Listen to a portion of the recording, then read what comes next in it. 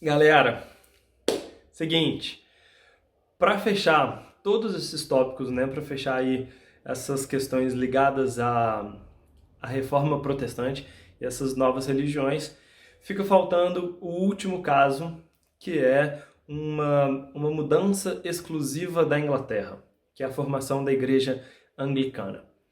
E aqui já tem um porém, certo? Já tem um detalhe que eu já queria que vocês refletissem sobre. Muito cuidado com se tratar dessa formação dessa igreja.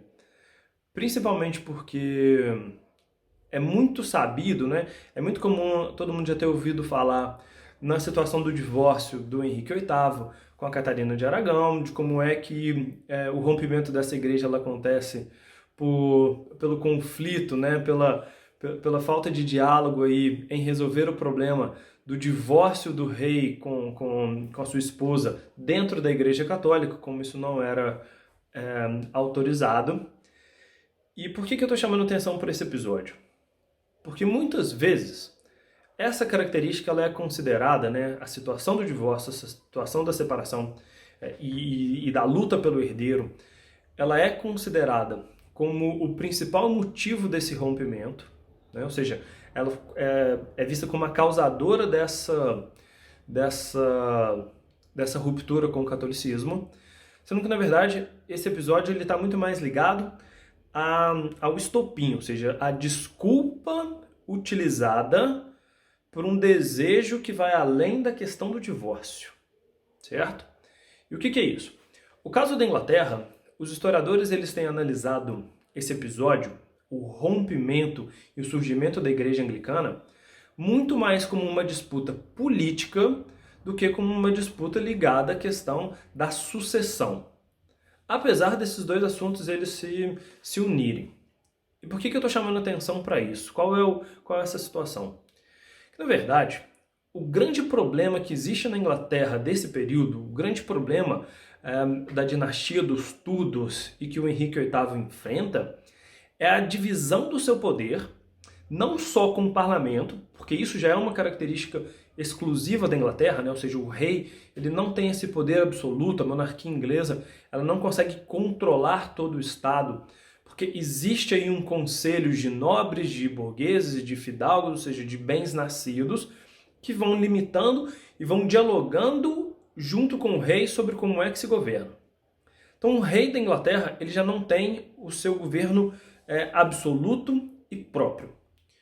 E para além disso, ainda existe a situação de dividir esses mandos, de dividir essas ordens com o poder eclesiástico, que é o poder da Igreja Católica, que controla aí não só a discussão, né, não só a relação de indivíduo divino, né, cidadão, pessoas com a situação do espírito e da salvação, mas a Igreja Católica ela é detentora, ou seja, ela tem posse. Ela controla terra, ela controla cidade, ela controla o sistema de educação, enfim, existe toda uma disputa material e de ordens, né? O que é dito pelo rei às vezes é negado pela Igreja Católica, ou algo que é estipulado pelos católicos não é do interesse dos reis. Então toda hora existe esse conflito político dentro da Inglaterra. Isso é algo que o Henrique VIII ele já está tentando resolver e toda hora ele é barrado, ele empaca nisso. Porque a população respeita quem? O rei ou o papa, né?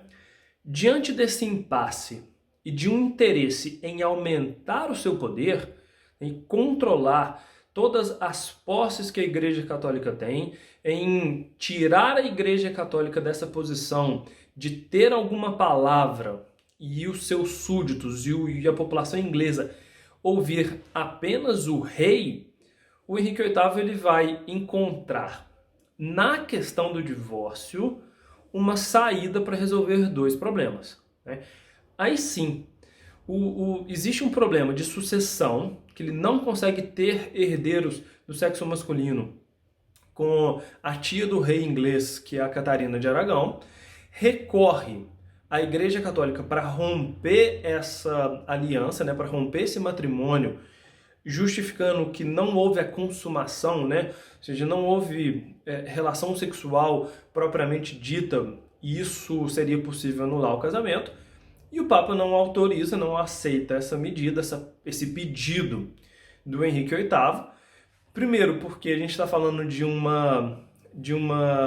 a Catarina de Aragão, uma indivídua ligada ao trono espanhol, e o trono da Espanha é o maior defensor da Igreja Católica, né? São os espanhóis aí quem fazem frente, que lutam e protegem os católicos. Então você deixar uma herdeira do trono espanhol vulnerável, não apoiá-la, você está abrindo mão da sua maior força, né? Óbvio que o Papa não concede, primeiro pela posição dessa rainha, né? A dinastia em que ela ocupa, e segundo ponto, porque a justificativa é completamente encabida, né? O argumento de que o casamento não foi consumado, ele não é válido, ele não funciona, porque eles já tinham 2 filhas. Né? Ou seja, ali já fica provado que houve sim a relação sexual e tudo mais, só não teve o herdeiro masculino. O Henrique VIII não aceita essa situação, né? Não se contenta com essa resposta, já sabendo, né? Já prevendo que ele não sairia com o divórcio anulado, não teria o seu divórcio complementado, rompe a partir daí para convencer a população da Inglaterra, para convencer os seus súditos que o reino está em perigo, né? Que se ele não conseguir o divórcio, que se ele não conseguir um filho, um herdeiro legítimo do sexo masculino, as suas filhas vão se ligar ao trono espanhol, e isso coloca o domínio da Espanha sobre a Inglaterra, então traz todo um medo para a população, e esse episódio traz aí uma causa legítima. Quando ele passa esse problema para o povo inglês, ele ganha apoio. Ele ganha apoio da burguesia, ele ganha apoio da nobreza, ele ganha apoio de certos membros que querem também, estão desejando que a Igreja Católica tenha e não querem ver o reinado na mão dos espanhóis. Cria a partir daí uma nova igreja, que é a Igreja Anglicana. Nesse caso, diferente do que acontece com Lutero e com Calvino, que rompem a hierarquia, né? Ou seja, você não tem mais aquela pirâmide de funções e de poder dentro do mundo eclesiástico. A Igreja Anglicana, ela mantém isso, certo? Ela mantém uma hierarquia em que, a partir de agora, o rei se torna o líder da igreja. Então o rei ele vai ter 2 poderes. Ele tem o poder temporal, ele tem o poder de força, né? O poder real, e passa a ter aí também o poder divino. Ele é o maior representante do diálogo de Deus com o indivíduo. O mesmo cargo que o Papa ocuparia na Igreja Católica. Na Inglaterra, a monarquia ela conquista esses 2 poderes. Rompendo com a Igreja Católica, todas as suas posses vão ser reivindicadas pela monarquia, ou seja, a partir de agora, o Estado, né, o governo, ele se apropria, ele pega monastérios, ele pega terra, ele pega propriedade, ele pega cidade, ele pega edifícios, enfim. Ele pega toda essa parte estrutural, né, essa parte real de posses que era da Igreja Católica. E isso vai ficar agora sob domínio do rei, o que facilita extremamente a vida do Henrique VIII e da sua filha Elizabeth I quando forem governantes, quando ela for a governante. Por quê? Porque uma das maiores dificuldades que o rei inglês tem, que a monarquia inglesa tem, é que ela não governa sozinha. Todas as vezes que o monarca ele precisa de recurso, ele precisa de dinheiro, ele quer lançar um novo projeto, um novo palácio, uma nova guerra, uma nova obra, enfim. Qualquer medida que o rei inglês quer adotar, ele precisa da autorização do parlamento. Ele precisa da votação e da aprovação dessa medida. E todas as vezes que isso envolve dinheiro, que o rei precisa de recurso, ele geralmente aumenta a cobrança de imposto, ou seja, a população que paga. E é muito difícil com que o parlamento concorde e autorize facilmente novos impostos. Só que a partir de agora, a partir das novas posses da Igreja Católica, ou seja, o monarca ele consegue mais da metade do país, né? Ele passou a ser dono do restante da Inglaterra, que antes não era dele.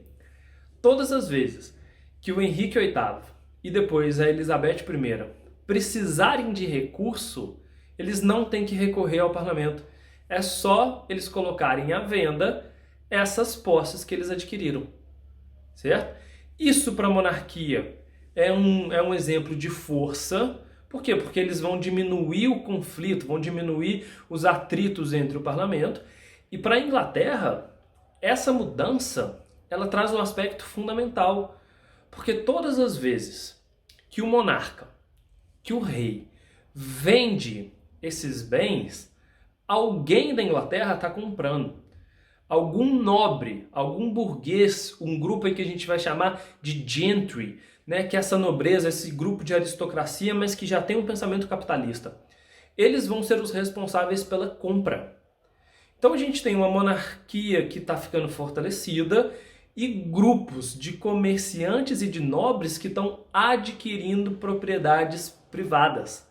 E isso daí depois vira a base da Revolução Industrial, certo? Lembrando que a Igreja Anglicana, além da situação da hierarquia, ela traduz a Bíblia para o inglês, ela aproxima da questão das atividades comerciais, né? Ela não tem em si a predestinação, numa igreja que mantém a maioria dos seus dogmas muito próximos ao catolicismo, mas ela introduz ainda umas medidas que foram desses protestantes, como por exemplo a não condenação do lucro, certo?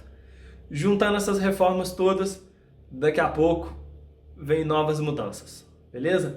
Valeu e até!